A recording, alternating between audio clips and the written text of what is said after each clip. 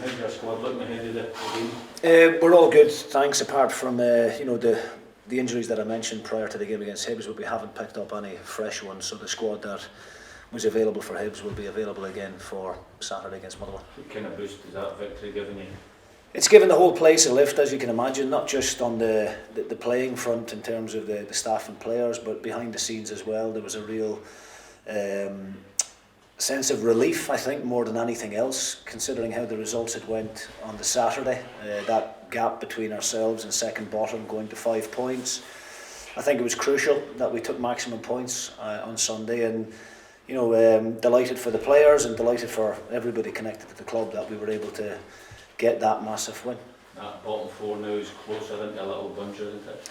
Yeah, I mean, I think prior to the weekend, people may have been looking at it as ourselves, Ross County and Kilmarnock possibly, but I think there's another couple of teams maybe looking over their shoulders now at the moment and getting a little bit nervy, which is great. We'll try and focus as much as we can on our own job. I think we've got 7 games coming up that we would look at from our own perspective as winnable games, albeit we respect the opposition and we know how difficult those games are going to be, but for us to be able to go and beat one of the better teams, in my opinion, I know they're on a difficult run at the moment, Hibs, but they are one of the better teams in the league. They've got some real quality throughout the squad. For us to be able to go and do what we've done to them on Sunday should give everybody within the squad a real sense of what can be achieved if we get things right on the day. Jim, how much significance do you place on this coming game against Motherwell, and is there any danger if you were to lose that the momentum you've built up from beating Hibs could go?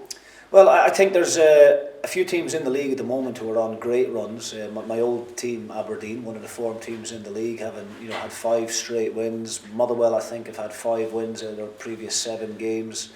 So I think there is plenty of examples out there for the squad to realise that this can happen if we apply ourselves properly, and if we take confidence from the win on Sunday, then we're capable of putting a run together ourselves. We're all in agreement here that the team in general has underachieved this season, but I always believed there was quality within the group, and I wouldn't have taken the job on 6 weeks ago if I didn't believe that. And Sunday's performance and result only adds to that belief that I've already got within them.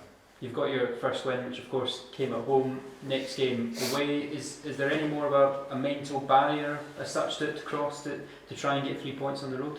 No, I mean, I've always enjoyed going to Motherwell anyway. I think it's one of the best surfaces in the country, and full credit to their ground staff there. So I think the players at this time of year, you're never sure what kind of surface you're going to get, but at least when you go there, it's going to be a very good surface, and it's going to allow us to go and hopefully put our foot on the ball a bit more and play a bit more possession-based football when the opportunity is on. But no, there's there's just a real sense of togetherness and team spirit at the moment within the group, and we very much believe that we're capable of turning this around. And I think we should probably have at least another 2 points on the board when you consider what happened in that St Mirren game. Performances throughout the last 5 games since I've been in have actually been very good, I think, for large spells. Even the first game against Aberdeen, the scoreline flatters Aberdeen very much so, because we were well on top in the opening half an hour, just couldn't get our noses in front. So of the 5 games, we've had 2 draws, a great win on Sunday, and a couple of defeats against 2 of the most formed teams in the league. So we're in a decent place at the moment. We just need to try and carry on that momentum now. And in terms of team news for the weekends, Fletcher, is he okay? Yeah, Fletcher's good. Yeah, we just made a change at the end just to get Sadat on, a bit more energy, a bit more pace at the top end, and just to try and see the game out. And any other more longer term absentees, are they any closer to returning? Yeah, I mean, Glenn Middleton is making great progress, and our target for Glenn was always post split. So if we have Glenn available for the last 5 games of the season, then that would give everybody a real boost. I think he would be like a new signing almost coming back into the squad. I think we've missed that little bit of pace at times at the top end of the pitch, which is why we moved Aziz Behic that little bit higher on Sunday, just to give us that little bit more of an outball at the top end, and Middleton coming back in the next couple of weeks hopefully will give us another good quality dimension up there. And just finally on that, one player who returned recently but then had another setback, Peter Paulette, I was reading comments that he had some sort of strain on his hamstring or thigh. Is there any clearer as to potentially how long he could be out for? Yeah, it's another hamstring strain, unfortunately, a different part of the tendon to the most recent injury that he had. It's a real setback for Pete, you know, and obviously for us as a club it's a big setback because he's a very important player for us, but more so for Pete. You know, the boys are feeling incredibly sorry for him because we know how hard he worked to get back from the previous one. So you know, we're not ruling Pete out for the season or anything like that. You know, he's going to work hard with the medical team, and hopefully in 2 or 3 weeks' time we'll have a decision to make on him. You looked quite pleased, the television picture showed after the win on Saturday there. Do you take that as some sort of reward, as all the hard work that's gone in since you've come in to move the team on a little bit?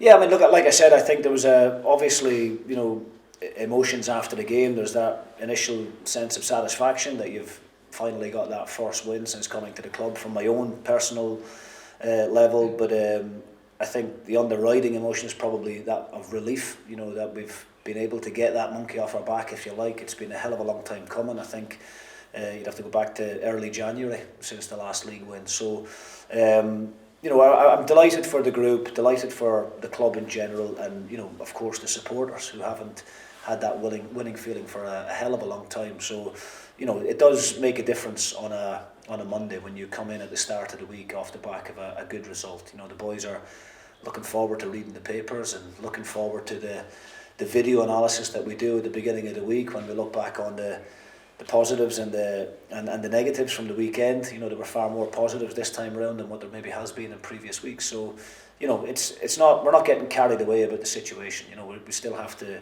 understand that we're bottom of the table and we're still 2 points below the team above us. But it was a very significant win, in my opinion, at this stage of the season, and it gives us a bit of confidence, as I said, going forward. Looking at the players, the energy and enthusiasm that they've had over the last few games, what do you put that down to?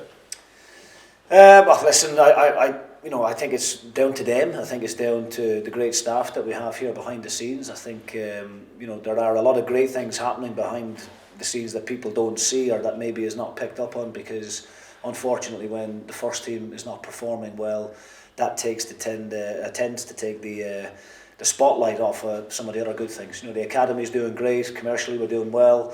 The chief executive and the guys up the stairs are working extremely hard behind the scenes to continually drive the club forward and be professional. And you know, I think it's a whole lot of hard work from everybody, all pulling in the right direction. You know, of course we've tried to raise intensity levels, we've tried to improve fitness levels, as you do. We've tried to improve the structure of the team. These are all things that, you know, previous managers will have been trying to do as well. And of course I've just came in and tried to put my own personal stamp on things. But, you know, the players deserve all the credit, because you know, they're the ones that have to go out there and do the difficult thing on the weekend, which is put all of those bits of the elements that we're working on during the week into practice, which is the hardest part. Looking at the weekend, the approach to the game, is that the same as it was against Hibs, or is it a different approach going away to Motherwell?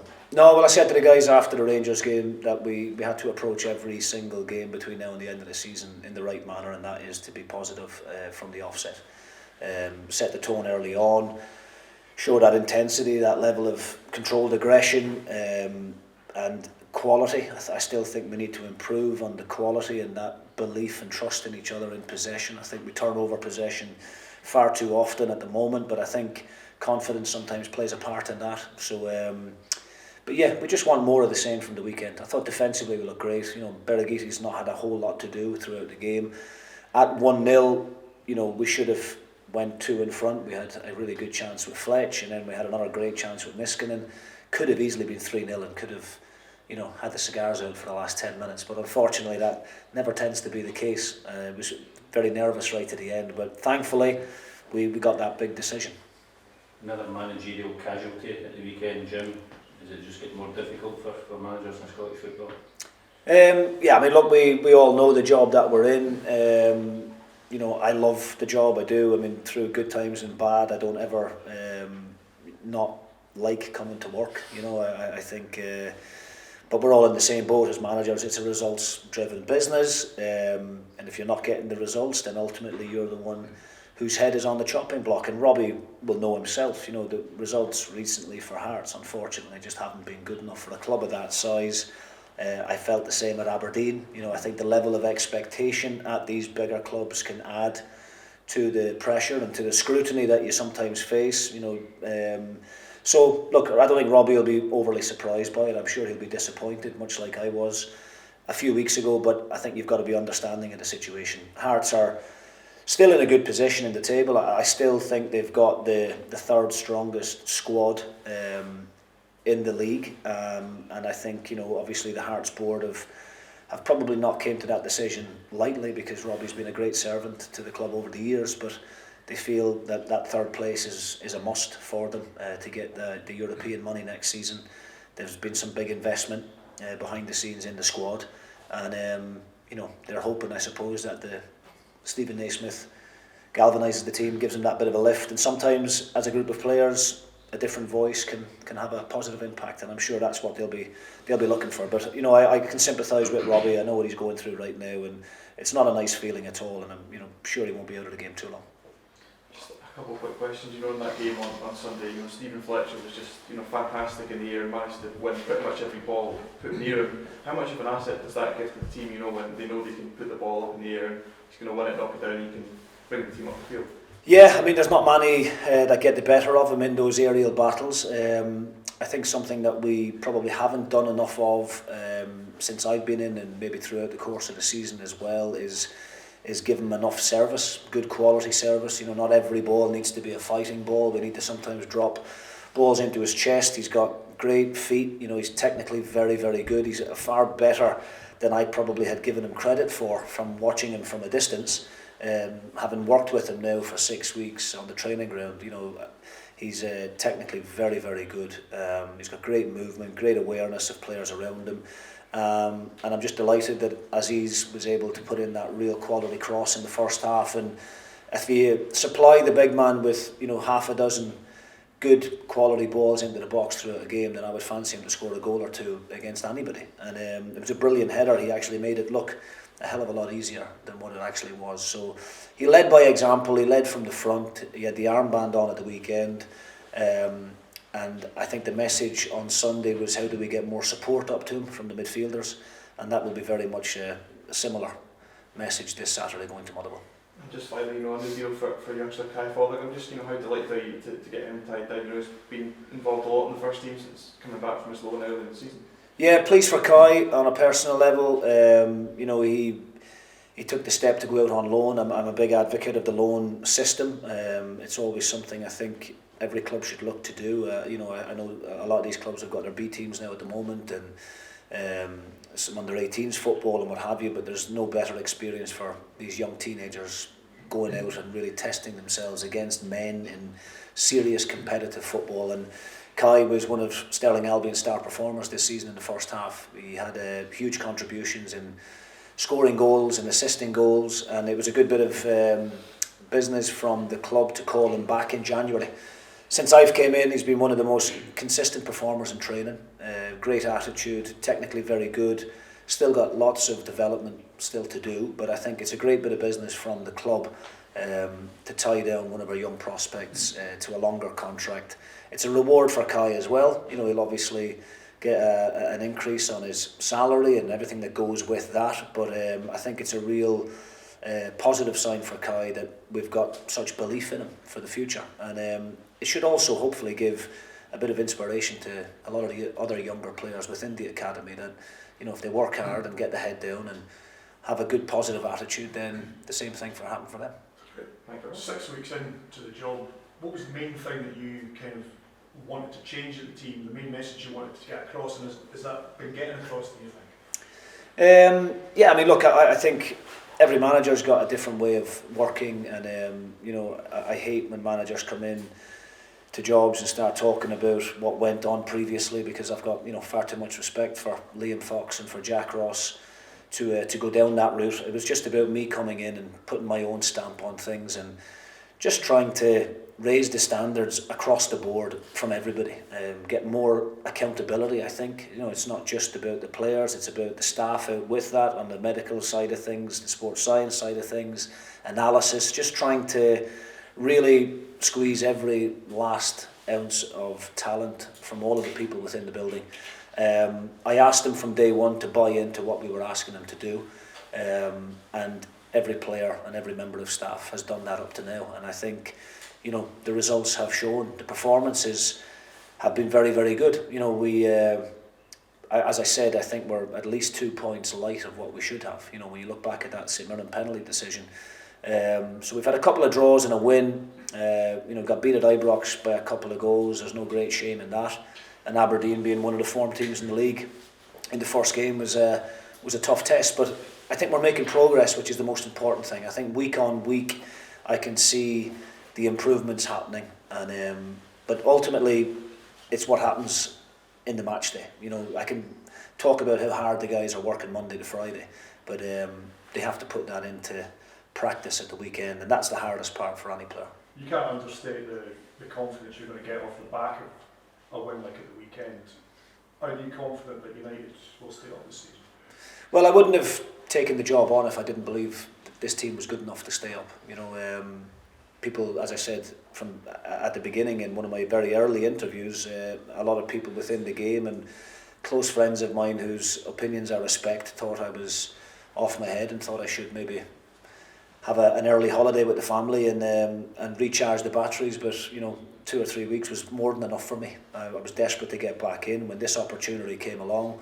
It's one of the biggest clubs in the country, great fan base, great facilities here at St Andrews, and I looked at the squad and I thought that there was more to come from this particular group of players, and that belief hasn't waned at all. If anything, the performance and result on Sunday has strengthened my belief that we have got what it takes to stay in this league. There's a hell of a lot of work still to be done. We can't get carried away with just one half decent result against Hibs. We can't allow that we can't allow Motherwell now to put a dent in that progress. We have to go there with the right mindset, defensively organised, good structure to the team, and carry the same attacking threat on Saturday as we did on Sunday against Hibs.